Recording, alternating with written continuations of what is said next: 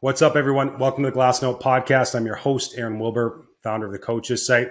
We've got a special episode for you today as we are going to be sharing Todd McLellan's presentation from the 2022 Virtual Hockey Summit entitled Coaching Today, Tomorrow, and Beyond. Todd, of course, is the head coach of the LA Kings. I think this is a real foundational or grounding presentation that every coach should probably revisit on an annual basis, because I think it really provides a blueprint for how you handle the ups and downs that come with coaching at every level. So I hope you enjoy today's presentation. Again, you're going to get the full video that Todd did for us. And if you enjoy it, please be sure to share this video with a coaching pal. And if you want to see other presentations like this, of course, you can do so at the Coaches site. If you don't have a membership to the Coaches site, use the coupon code GLASSANOUT to save 25% on the cost of your annual membership. And with that, we'll send it over to Todd.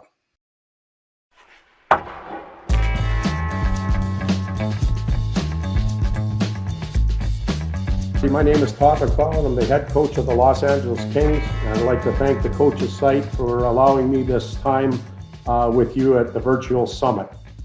Today I'm going to talk to you about coaching, not only today, tomorrow, and beyond.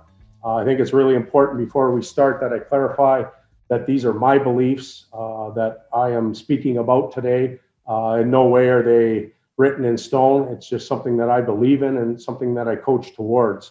The presentation is geared towards coaches of all levels, not only in hockey, but particularly minor hockey and through the pro ages. My goal today is to get you to think about your role as a coach and its evolving role as we move forward. I'm going to start by talking about my path as a player, my path as a coach, and my path also as a parent. As a player, I grew up in Western Canada, played in the Western League, and was drafted to the New York Islanders. I played a little bit with the New York Islanders and then was injured, recovered from that, and was lucky enough to go over to Europe and play. While I was there, I was able to live and reside with the coach. And at that point, I realized spending time with him and planning practices and pre-scouts and tactics, that was something that I wanted to do in the real world. I returned from Europe and began to approach the coaching world by putting my name out there, answering different requests and ads from newspapers.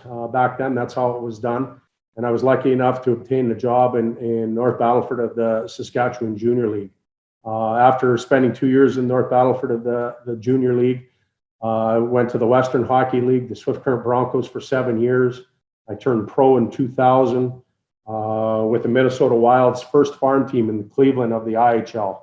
Spent 1 year there, 4 years in Houston in the American Hockey League, which remained the primary farm team of the Minnesota Wild. From there, I got my first opportunity to go to the National Hockey League, and I think it was the biggest break or opportunity I got. I ended up with the Detroit Red Wings as an assistant coach. It was an incredible experience. I learned many things while I was there. Many of those lessons I still hold true to my heart and apply on a daily basis in my head coach position. After winning the Stanley Cup in 2008, I moved to San Jose for 7 years, left San Jose and joined the Edmonton Oilers for 4. And I'm currently entering my 3rd year as the head coach of the Los Angeles Kings. Over and above that, I'm a hockey parent. I think that may be one of the most important things that we talk about today. I was fortunate enough to have 2 boys that played this great game. One still does. He continued his career in Germany. He's currently a player over there. He went the NCAA route and was very fortunate to get a good education as well as a great hockey career. My other son played for a number of years. Didn't enjoy the game as much, felt pressure to play it because we were a hockey family, and it took a lot of courage for him to walk away from the game. But he did it at a fairly young age, and he has his own interests and his own beliefs right now, and he's very healthy for it. So that's my path. We're going to use that path as we talk about coaching. As we move forward now, when I was in North Battleford, or applying for the job at North Battleford of the Saskatchewan Junior League, went through the interview process. I got the position, and I remember coming home and talking to my fiance, now wife, and saying, okay, I got the job, but now what? And I think that's a question that many of us as coaches, that's a crossroads that we get to. We have the position, we want the position, especially in minor hockey, but now what? Are we prepared for it, or do we have the tools that we need? Do we know what level we're really at? And those are all questions that we may talk about here today throughout the presentation. You've accepted the role of coach. With it becomes a huge responsibility. And the first thing that we're going to talk about is the hypocrite coach. And the hypocrite coach is the one that asks the players, the managers, the parents, the team mom, the officials to do more than he or she does. And they exist. They are out there. And I think it's one of the worst things that any one of us as a coach can become. What can you do to avoid that? Well, one, commit yourself. Part-time coaching, it just doesn't work. Commit yourself to it. Give your team, give the players, give the parents the hours and the commitment level that's required so that each of them can have a great experience. And in turn, you'll have a great experience. Don't ask them to do things that you're not prepared to do, whether it's time commitments or disciplinary stuff. Make sure that you're living the words that you preach. Disciplined culture, we're going to talk about those words in a little while, but you have to be the head of that snake for your team or your organization. The next thing that comes up after taking the position, we all immediately think about our team. Who's going to be on the team? How am I going to play our lines? What system are we going to play? All of that's really, really important. And I think it is paramount to clarify those things with your staff, to talk about the group, about how you want to play and what your team wants to look like, what identity and what characteristics they're going to obtain. But while that's happening, don't forget about the individual. The individual is really, really important.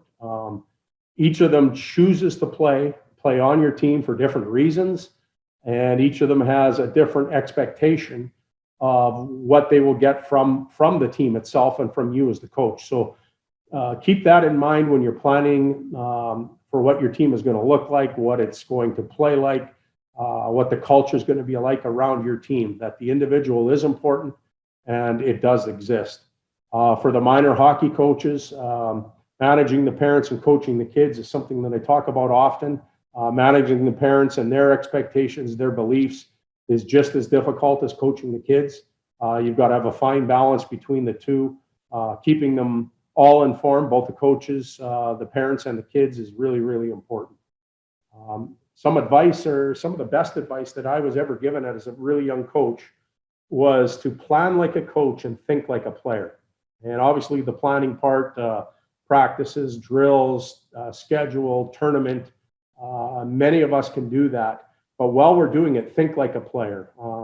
Can we afford to go to a bantam hockey tournament and play 3 games in one day? How much practice time do we need so that the individual gets better? Make sure that we think like the player and plan like the coach. The other thing that comes up quite often, and I notice it around our staff, every team that I've been with, is coaches who have played in the past are sitting there and they're working on the game and perhaps studying video or getting prepared for practice. And often the words that come out of their mouths was, if I only knew this when I played. And I think it's our goal as coaches, especially if you played in the past, to eliminate that question. Share your experience, as many as you possibly can, with the players, and try and get them, if they move on to become coaches, to eliminate this question. As we move forward, I want to talk about a player's mindset and a coach's mindset. And this is very applicable to not only minor hockey players and coaches, but also at the pro level. There's a common belief that there's no I in team. Many locker rooms are plastered with this slogan, with this logo. Many organizations live and breathe it. I don't think that's true. I think it's the exact opposite. I think there's about 20 or 22 I's in every team. You as a coach is an I, the assistant coach is an I, the first line center is an I. He has different beliefs and different wants than maybe the fourth line player. But don't fool yourself. Every one of those players is an individual, and every one of them approaches the game and the team as an individual first. I think we've got to take our heads out of the sand and believe that, and then we have a better chance of being productive. I want for a minute to think, for each of us to think about jumping in the car and driving to a game. I'm going to use the NHL as an example. I jump into my car in Los Angeles. I'm heading downtown. I've got about a 40-minute drive, and as I'm driving in, I'm thinking about the team. I'm thinking about line combinations. Is the power play prepared? How are we going to be tonight? Is the team going to have energy? I hope we fix the penalty kill. What obstacles do we need to overcome in the first period? Those are just examples. When the player gets into the car and he's driving to the exact same location, I think Anse Kopitar jumps in his car and he's driving downtown to the Staples Center in Los Angeles. He's thinking some of those things, but he's also thinking about himself. I hope I'm ready. I hope my line is ready to play. I hope I win the faceoffs that I'm asked of. The power play hasn't been going good. I'm a big part of it. I hope it goes well. Each one of those individuals, regardless of his role, wants to score a goal. And with all of that said, they all want to win the game, but they often start with an I mindset first, where the coach thinks about a team mindset. Let's play the game now, and let's return to the car and drive home. Win or lose, I'm driving home thinking about, again, the questions that I had before the game. What was wrong with the forecheck? Boy, did we ever play with a lot of energy tonight. How come? The power play executed. There may be a few moments where individuals come into play. I wasn't real happy with this individual or that individual, but for the most part, we're taking a team mindset. That's what a coach does. The player jumps into the car on the way home, and maybe he scored 3 goals. He's excited. Boy, what a good night. I felt good. Coach finally put me on the power play. I got to play with Anse Kopitar. That's why I played well. Or vice versa. Maybe he's had a bad night and, I should have got more ice time. Why didn't I get this? Why didn't I get that? If I would have played, we would have won. That happens at the National Hockey League level. That happens at the junior college level, and it certainly happens in minor hockey. And we have to take into consideration how players think. We have to be able to tap their needs on a nightly basis, whether it's in a game situation or in a practice situation, so they feel they get what they want as individuals. Meanwhile, we take into consideration the team concept. A player support system, if you think about this, promotes individualism. So each of the players, whether it's a bantam player or whether it's Connor McDavid, has a support system that he or she relies on. And that support system usually consists of parents. And if you think about it, when a parent gets involved with an individual player, often the conversation goes to that player as an individual. How did you play? How was the game? Why didn't the coach use you in this situation? What were you thinking of on the penalty kill? So the parents promote an individualism system. Following that, professional players are supported by player agents, which are very much a need in our game, but they tend to support the individual. We just have to look at the contracts that are handed out and how the agents deal with individuals on a nightly basis. Following that, there's close family members. There's wives, there's children, there's girlfriends, post-game, pre-game. Those individuals tend to be very self-supportive. And what I mean by that is they're looking at their husband, their boyfriend, and they're supporting them as individuals. There's nothing wrong with it. It's just that we have to admit that it happens. So I want everybody to think about the I in team. And I believe there is 20 I's in every team. And to have a successful group, you have to believe that, and you have to approach it on a daily basis.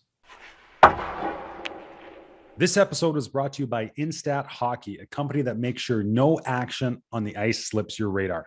Passes, puck battles, dekes, dump-ins, dump-outs, zone entries, and exits, everything. All data is registered, neatly arranged, and visualized to help coaches know their players like the back of their hands. You can access virtually any team, any player in any league. If you're not using Instat, you're coaching shorthanded. See what you need to see, cut it down, break it down, and make your players aware of what they're doing to ultimately improve them. Instat Hockey is your pillar of stronger communication with your team. Visit instatsport.com/hockey to learn more about instant post-game reports and Instat Scout, the unparalleled video analytics platform. Again, visit instatsport.com/hockey to learn more. As we move forward, we're going to now talk about some of the buzzwords that are used in hockey: culture, communication, feedback, discipline, work ethic. You can go on and on.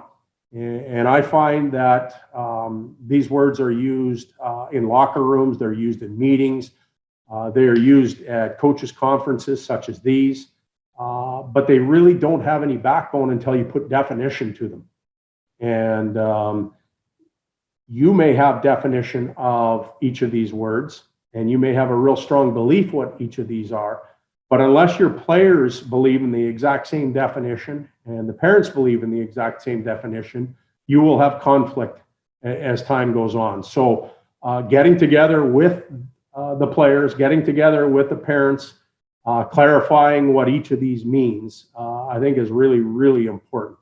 Culture, for one, is a very common word that's used at the National Hockey League level. It doesn't take you long to find it in any newspaper article, any TV coverage of an organization.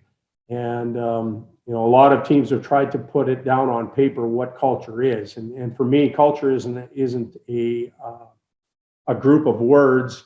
Culture to me is a form of action. And you live your culture. You don't define it through words. And you live it on a daily basis, you live it on a moment basis, and you have to react to it. But putting definition to each of your buzzwords is really important. I want to give you another example. If you walk into the locker room, you may be coaching the Kelowna Rockets in the Western Hockey League, and your team just doesn't have it tonight, and you ask your players to work harder. We got to work harder. We're getting outworked. Basically, any individual on the planet can walk in there and tell the players that. They're getting nothing from you as a coach. If you give them a form of your definition, you know what, we've got to be first on the forecheck, and we've got to hunt some loose pucks down, which means we've got to work harder. At least it paints a picture for them. And it gives definition to your work hard picture that you're trying to paint. So that's just one example of how buzzwords are used without any definition, and players hear them all the time. They basically ignore them because they hear it so much. Feedback, communication. It's something that's really, really important to the player, the individual right now, and the players hunt it out. I'm going to give you, again, examples at the National Hockey League level. As soon as the game is over, they can get out of their equipment really fast. They get into the trainer's room, get their treatments or do whatever. But not long after they're out of their equipment, showered, are they looking at their phones. And I believe that each of these individuals is looking for feedback. They're looking to see who has responded to their game that night. And again, let's go back to the parents. 90% of the parents see it through rose-colored glasses. They're going to get a real strong sense of feedback from the parent. There may be the crazy parent that is all over that individual, but with that usually becomes the secondary parent, whether it's the mother or the father, that's there to repair things and puff it all up again. So that's the first form of feedback that players look for or from. The second thing is through agents. If you're at the pro level, certainly they watch games, they know what's going on, they follow the stats, and often they are giving them feedback. Most of the feedback in that situation tends to be positive. At the National Hockey League level, social media is also important, and I know that when individuals go and look at that, it's quite easy to swipe the negative comments away and only get the positive comments. So Why am I telling you this? I believe that players at all levels hunt feedback and they look for positive feedback. There's nothing wrong with that. Keep that in mind as a coach. Be prepared to give that to the players when they deserve it. But also understand by the time you get to the player, to constructively sit down and talk to him about his game. Often his game is tainted a little bit by the overabundance of positive feedback. We won, they lost. So this is for minor hockey league coaches. Often when I listen to parents talk about a tournament on the weekend or an important playoff game, whether it be bantam, pee-wee hockey, they assume that they played the game. And it's interesting because when the team or their son or daughter won, they include themselves. They say, we won. We won the tournament in Toronto, or we went to Dallas and we won 7 of 10 games. If it doesn't go so well, and this again is how parents think, if it doesn't go so well, it's they lost. It wasn't Timmy or Johnny or Sarah lost. It's they lost. The group lost, but they never include themselves in the defeat part or in the failure part. And that's just how parents react to situations. It's natural for them to do that, but understand that that's what's going to come out of their mouths, and maybe figure out a way to deal with that, to take them out of the game and simply to say to them, hey, listen, Mr. and Mrs. Smith, you didn't play the game. Your son, Tim, or your daughter, Sarah, played the game, and they did a tremendous job. Or we struggled a little bit, but we're going to fix it as we practice this week. And I think you can have better communication with the parents early in the year by telling them you're going to do that. One of the big questions that always comes up is, how did you play? As a parent that isn't around my son all the time, I don't get to see him play all the time. I make a phone call, and often the first question that I ask him is, I say, Tyson, how was the game? And one of the first things that comes out of his mouth is he says, well, I think I played okay. And I answer by saying, I didn't ask you how you played. I asked you what the game was like. How was the game? Was it fast? Was it hard? Was it strong? Did you start well as a team? Did you fall behind? And then we get to his play. And inevitably, when you ask any individual, including at the NHL level, how did you play? You're going to get a very generic, middle of the range answer. No individual wants to put himself on the table unless he was the first star, lit up the game. It's really easy for him to say, I played a really good game. But for the other 90% of the individuals, you're going to get, I thought I was okay. I thought I played okay. And I think for you as a coach or for you as a parent, that's a great opportunity for you to jump in at that moment and say, okay is fine, but we've got to push it beyond okay next night. Next time I ask you the question, I want you to expand. I don't want you to answer it the same way. And that leads to self-evaluation. Once you get the players to self-evaluate, you're really getting a lot more out of them. They're not living in a fantasy world, and you can help them simply by asking the question, how did you play the first time? And accepting the answer, and then getting them to expand after that, but constructively, positively. Be careful with the words you use, but I think you can help the player in those situations. Now, as we move forward, a couple other areas that talking about coaching today, tomorrow, and beyond, rules, team enforcement, ethical and moral responsibility.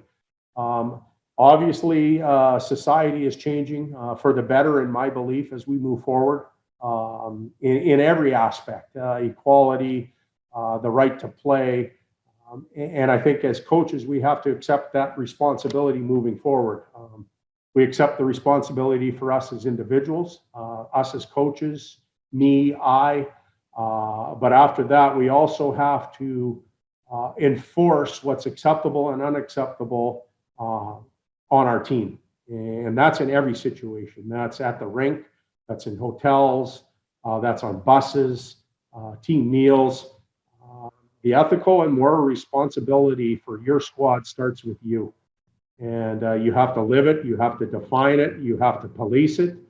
And it's not always comfortable, but if you can establish that at a very early point with your team or in your coaching career, and you live that way, you live correctly, you have a real good chance of having players follow your lead. But just know that it is essential, and it's a very, very important part of us accepting the job as a coach. When it comes to rules, team rules, I believe the more rules you have, the more enforcement you have, the more conflict you have. And right underneath that, I put fight the right fight. The days of coaches saying, I don't want players to wear hats, no earrings are allowed. That's out the window. That doesn't exist anymore. But in my day, that did. And I don't think fighting those fights are the right fights anymore. Set some really simple rules, some real straightforward rules that everybody has an easy time accepting and living towards. I always say start with the star player. For example, at the National Hockey League level, we may be in Game 7 of the playoffs. Connor McDavid may be 5 minutes late to a meeting for a very good reason. And if we say that you're going to miss a period of play or you're going to sit out a game, if you're late for a meeting, we have to live with that. And so always start with your star player. Decide what the rules will look like if he or she broke them. That's not fair. It's not equal, but it will allow you to do your job easier. And it doesn't mean that you bend the rules for the star player. Connor McDavid may have missed that meeting for a very poor reason. Now we have to deal with it, or our culture will fade. So just keeping that in mind, that team rules and enforcement are really, really important. And the ethical and moral responsibility that you have takes precedent over any system, any tactic that you use. Let's move forward now and talk about meetings. Meetings with teams, team meetings, individual meetings, parental meetings, agent meetings, whatever it might be. Those moments are really, really important. Don't take those moments lightly, and certainly be prepared for them. As we move forward, they become more and more important as players get older and older. And often what is said and what is heard can be two different things. So there's a few things that I think are really, really important when it comes to meetings. Clarity and to the point is very important. If you have a point to get across to an individual player or parent, be very clear about it. Be precise. Do not beat around the bush. They may not like what you have to tell them. They may be very, very happy with what you have to tell them. But in either case, make sure that you tell them very clearly. And just keep in mind when you do meet with individuals or teams or parents that all eyes are on you. There's other people that are aware the meeting's happening. They generally know why. If I'm meeting with Anse Kopitar and he's been in a slump, most of the players understand that the coach is talking to Anse about his negative play. I may be talking to Trevor Moore about how well he's playing. Again, most of the players see that, hear about it, and know why they're meeting. And with that becomes consequences. The players are looking to see how you react pre-meeting and post-meeting. Does ice time go up? Does ice time go down? Is there conflict between you and that individual, you and that parent? So just remember, each meeting that you have as a coach will affect the group as a whole, or at least many of the other individuals that see you in that situation. Location and timing of your meeting, I think, is really important. Try and take all of the emotion out of it.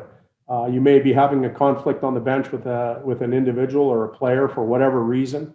Can you get to a period break? Can you get through the night and then deal with it, take the emotion out of it, and try and fix it at that point? Or is it something that has to be dealt with at that moment? If you're emotionally charged, maybe have an assistant coach or a trainer deal with the situation, trying to get the player to cool down. Your dealings with the officials, location, timing, again, how you act and what you show your team is also a reflection on you. So location, timing, choice of words, all really, really important when it comes to meeting with individual players, having team meetings, or also meetings with parents. Ice time. Ice time, I think, is a really interesting topic. Often you hear about it. The only thing that the coach has over his players is ice time. Ice time can be used as a reward. It can be used as discipline. Yes, it can. Should it always be? No. I think that when you think about certain situations, yes, ice time can be dished out because of disciplinary situations. And then there's other times where it shouldn't be. But the first thing that you have to think about is what type of team are you? Are you a development team? Are you a young bantam team where everybody needs ice time? Or are you the Los Angeles Kings or the Edmonton Oilers where certain individuals likely need to play more because the win is very, very important? Figure out where you fit in the coaching spectrum. Figure out what type of team you are. Figure out what your mandate is as a coach, and then determine how ice time should be divvied up and earned. Players should be treated fairly, but not equally. I don't think equality exists when it comes to ice time. It's virtually impossible in the game of hockey to have 20 individuals come out at the same amount of time, same amount of power play, penalty kill, special teams, whatever it might be. It just doesn't exist. So make sure that the players and the parents understand that you're going to treat each of them fairly, but not equally, and you'll have a better chance at success, not only with players but individuals. Excuse me. The 5-minute rule was one that I believe Al McGinnis told me about. His son was growing up through minor hockey in the St. Louis area, and one of the coaches that was coaching him had a 5-minute rule, and I thought it was a really good rule. He shared it with each of the parents at the beginning of the year. He said, listen, there's 5 minutes of every night. We may play a 60-minute game. 55 minutes belongs to all the players, treated equal, roll the lines. But for 5 minutes a night, I'm going to choose to make certain decisions. Maybe your son will play more. Maybe your daughter will play less. I don't know how it's going to happen on any given night. I don't know when those 5 minutes will exist. Will it be the beginning of the game, the end of the game, the middle of the game, on the power play? I don't know. But allow me to use those 5 minutes to prepare a young player for what might lie ahead. And sometimes using that rule will mitigate parental pain, if you will, disgruntled parents because their son or daughter wasn't out in the last 5 minutes or didn't play on the power play. You can simply go to them and say, listen, that was the time of game where I used the 5 minutes. I thought it was really important for he or she not to be out there and learn to deal with it. Or the reverse can happen. Maybe the star player isn't out for that power play or out for the last 5 minutes, and a role player is. And you could use it for that as well. But I do think that takes the conflict away from parent and player. Make everybody important. And a very simple statement, but sometimes hard to do. And obviously, ice time is one way of doing it, one way of showing that everybody's important. But there's other ways of doing it too. You may have a starting lineup announcement that goes out for each and every game. We do that in Los Angeles, and we rotate it around. It's not always the captains or the assistants or the star players. Quite often, it could be the really important role player that maybe only gets 8 minutes a night, but he gets his opportunity to read the starting lineup. The way you put your lines up for practice, if you post them, don't always put that fourth line right winger down on the fourth line. Move his line up to the top. Make him feel important. Make him feel good. Can you develop a secondary power play unit just so some individuals feel like they're getting an opportunity? They feel really, really important. Eye contact, word contact with every individual. Don't keep migrating to the very easy individuals. Every team has them. There's players, male, females on every team that are easy to talk to, and you feel like you make a very easy contact with them. You can overdo it at times, and it sends the wrong message to everybody else. Find the individual that's maybe a little more reserved, doesn't have many words, doesn't talk a lot, and make contact with them. They'll appreciate it. They'll feel important, but make sure that you're aware of it. We're so busy that we often overlook that. The last thing I want to talk about in the ice time section is the effects of charity ice time. Your team is up 7-1, and all of a sudden you're playing individuals, that you haven't played all night. Sometimes that can backfire. Your team is down 5-1 or 4-2, and somebody scores an empty netter, and all of a sudden the fourth line that hasn't been on the ice for the last 10 or 15 minutes of the night, out it comes. They're cold. The game is basically over for the last 15 minutes of what's left on the clock, and you call the fourth line out. That can be very harmful to you as a coach, to the players themselves. Just keep in mind that charity ice time often has more of a negative effect than a positive effect. So think about that as you're throwing around ice time in extreme moments. Rolling the four lines, keeping it as balanced as possible, gives you the best chance of at least at minor hockey, keeping a group happy and everybody on the same page. As I move forward now, I just want to talk a little bit about a couple of opportunities that I had as a young coach to run into individuals and some advice that I was given. And Bob Strum, there's probably not a lot of people on this call or on this Zoom that know who Bob Strum is, but he was a coach in the Western Hockey League, well-known hockey guy in Western Canada, involved at the pro level. I remember seeing him as a very young coach, and he said, "Todd, if I could give you any advice, just know how a team works." He says, when you have 20 individuals on a team, there's always going to be 5 individuals that really like you. They buy into everything that you're selling, everything that you're saying. They'll try and make it work. He said, then there's 10 of those 15 that really, they don't care. They're swayed one way or the other. They're honest. They're going to work hard. And then there's 5 individuals, for whatever reason, they're not happy with you as a coach.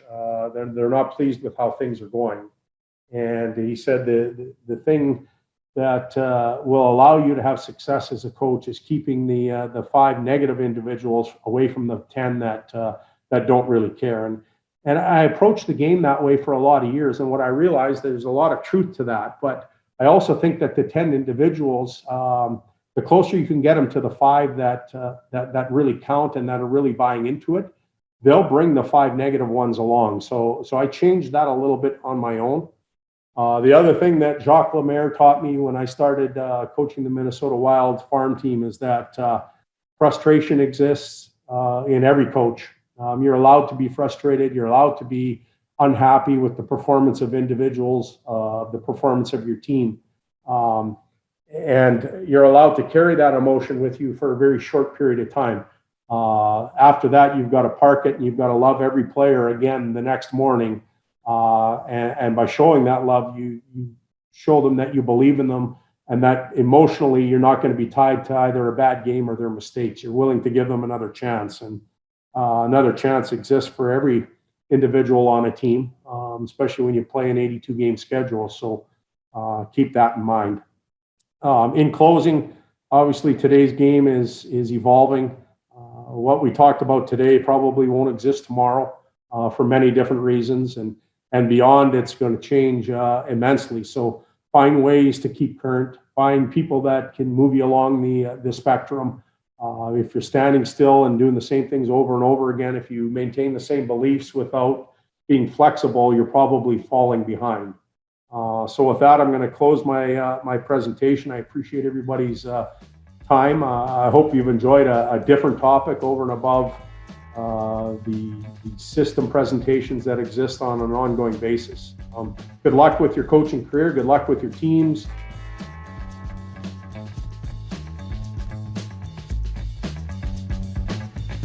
The Glass and Out podcast is a The Coach's Site production.